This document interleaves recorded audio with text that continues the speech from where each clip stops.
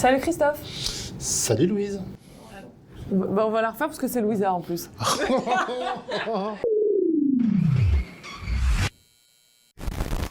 Aujourd'hui, je vous amène chez PepsiCo France, un des leaders mondiaux de l'agroalimentaire. En gros, c'est grâce à eux qu'on pimpe nos apéros, nos pauses déj ou nos pauses sous cours. Le goal de cette vidéo, c'est de comprendre le cycle de vie d'un produit de sa créa jusqu'à sa mise sur le marché. C'est parti.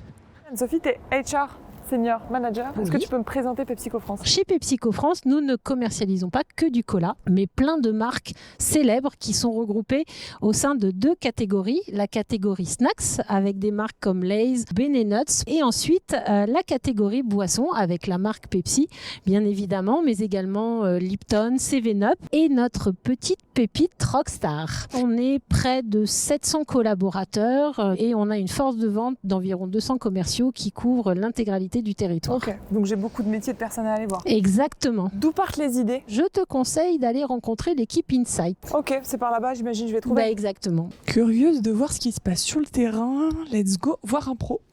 Malak, toi tu travailles aux Insights. Exactement. Qu'est-ce que tu fais ? Quel est ton métier ? Ma mission, c'est d'accompagner les équipes marketing pour dénicher des tendances, être vraiment la voix du consommateur, les aider à lancer des innovations, des super belles pubs. Quand vous avez identifié les nouveautés, qui prend le relais ? Là, cette fois-ci, il faut aller voir le marketing.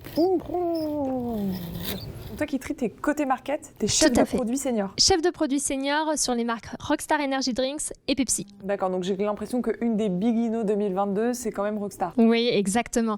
Donc il faut savoir que Rockstar Energy Drinks, c'est le plus gros lancement de PepsiCo des 10 dernières années et on arrive pour casser les codes sur la catégorie des energy drinks. Je dirais qu'un bon lancement, c'est quoi ? Un bon lancement, c'est un bon concept, un bon positionnement et une bonne collaboration avec les équipes. Ok. Est-ce que tu dirais aussi que c'est d'être installé dans une balançoire ? Tout à fait.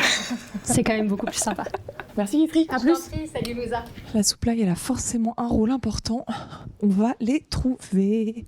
Tu bosses à la supply ? Ouais, alors du coup, on a l'équipe prévision, ensuite on a l'équipe production, ensuite on a l'équipe des entrepôts avec le transport, puis la dernière équipe, le customer service qui gère les clients. Je suis dans une équipe qui gère les lancements d'inno et de nouveaux projets, qui gère leur faisabilité industrielle sur la ligne. Donc du besoin marketing qui arrive avec une nouvelle idée pour vérifier que tout peut bien passer sur nos lignes de production. Donc comment vous faites pour avoir un package 30% d'origine végétale ? On réintègre à l'intérieur de cet emballage 30% qui ne vient pas de pétrole. On a travaillé du coup les contraintes de cet emballage pour qu'elle puisse encore passer sur nos lignes de production, pour que ça préserve toujours le produit. Tu es en train de me dire que là, les chips, elles vivent leur meilleure vie. Et elles vivent leur meilleure vie en étant quand même un petit peu plus vertueux et plus green pour l'environnement. Et c'est là-dessus qu'on travaille tous les jours. Et donc Raphaël, le produit après, il part directement au magasin ? Ouais, il part directement au magasin et ce qui s'y passe là-bas, il faut aller voir les Catman. Ok, j'y vais.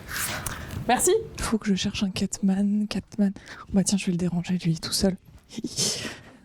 Catman ou pas Catman ? Catman. Oh super, tu veux bien répondre à quelques questions ? Ouais. Trop bien, je te donne le mic. Donne-moi le nom d'une marque. Alveillé. Qu'est-ce que tu fais sur cette marque ? Alors Alveillé, c'est un produit très saisonnier. Et du coup, on va préparer la saison en amont. On va préparer des collaborations avec des influenceurs. On va mettre en avant l'image de la marque. Là, t'es en stage ? En stage, ouais. On a une équipe de feu, on a des managers de feu, donc tout se passe super bien. De 1 à 10, tu recommandes à... 10. 10 ? Ouais, franchement, parce que je passe un super moment, tu vois. Je Ça se recommande à sent, 10. t'as l'air heureux. Ouais. C'est sympa cet écran-là. On dirait un jeu. En fait, l'objectif, c'est de faire des descentes, que le rayon soit beau et les mettre par groupe de marques. Média communication. Où ça chat réseau, c'est par là. Vous pouvez répondre à des questions ? Donc vous êtes aux médias et à la com. Et je veux savoir qu'est-ce que vous faites. J'accompagne les marques pour tout le travail en amont de leur plan de communication. Sarah, toi, tes missions, c'est ? C'est construire en partenariat avec l'agence média nos plans médias. Donc trouver le bon média, donc de la télé, du digital, pour notre prochaine campagne. Et cette année, on a un influenceur musique qui est nôtre que... Attic. Oh là là. Attic. T'as un exemple ? T'as une vidéo ? Angela. Ah ouais, ok. Moi, je pensais voir une vidéo, mais elle me fait un live, pas de problème. Sarah, vous faites des choses pour les étudiants ? Bien sûr. Alors avec la marque Lipton, on est partenaire de l'association Enactos qui aide les étudiants dans leurs projets professionnels. Je peux aller voir qui pour voir une petite page Insta, une petite page TikTok Soline, c'est Miss Réseaux sociaux. Par exemple, page Insta, Alors Lipton là, Ice Tea France, c'est très frais, hein. Ça me donne clairement soif. c'est Lipton. Prune, t'es stagiaire, c'est ça? Oui, c'est ça, je suis stagiaire. Stagiaire depuis 6 mois, mais je suis chez PepsiCo depuis 1 an et demi. J'ai commencé par un stage de fin d'études du coup en sales support. Ensuite, j'ai été embauchée chef de projet digital. Et puis ensuite, j'ai un peu bifurqué et je suis passée du côté RH. Qu'est-ce qui t'a fait rester? La bienveillance des managers, le challenge qu'il y a, le côté vraiment innovant aussi de l'entreprise. Donc voilà, pour toutes ces raisons que je suis encore là. petite terrasse soleil, manque plus qu'un Lipton. C'est quoi ton parcours chez PepsiCo France? Moi, ça fait maintenant 4 ans que je suis chez PepsiCo. J'ai eu l'opportunité de rentrer chez PepsiCo par le biais d'une alternance en tant que responsable de secteur sur un secteur en Bretagne. Ensuite, j'ai évolué en CDI sur un secteur parisien. Et là, depuis quelques temps, je suis au Sales Support. Donc, j'accompagne la force de vente sur un certain nombre d'outils au quotidien. Donc, team terrain ou team siège? Team PepsiCo. Ok, bien ouais.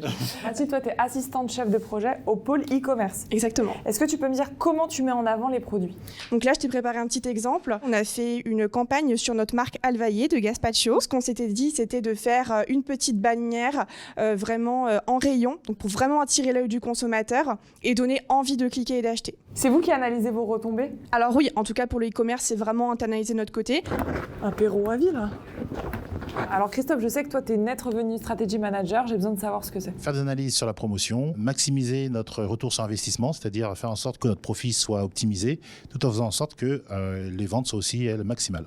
C'est quoi un bon RM? C'est quelqu'un qui aime les chiffres, aime Excel, aime aussi le contact, on travaille avec beaucoup de services, aime aussi avoir l'approche consommateur.